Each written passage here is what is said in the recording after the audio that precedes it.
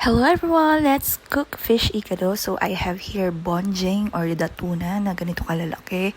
Ang ganda nitong nabili ko sa palengke. So ikakat ko siya ng ganito. Hindi ko siya ikakat ng ganun sa igado cut. Bala ko din siya iminudo. So ganito lang siya. And then marinate natin. Lagyan natin ng pepper, sugar, soy sauce, vinegar, salt. So ayan siya. And then marinate natin siya ng hour or pwedeng 24 hours. Minarinate ko din yung malalaki kasi barak ko tong steak. So nilagay ko muna yan sa freezer. And then I prepared onion and garlic na saute.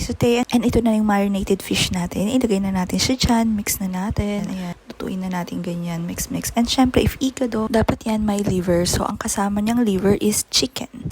So, fish igado with chicken liver. And then, lagyan natin ng water. May lasa na to galing doon sa marinade mix. Pero syempre, timplahan pa din natin. Lagyan natin ng oyster sauce, ng soy sauce, ng water. And then, ito yung peppercorns, bay leaf.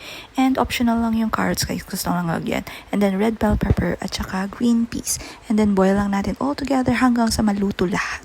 So, ganun lang siya hanggang sa maglasang igado na siya. So, ito na siya guys. Ready to eat. Kain tayo. Bye! Try nyo din to.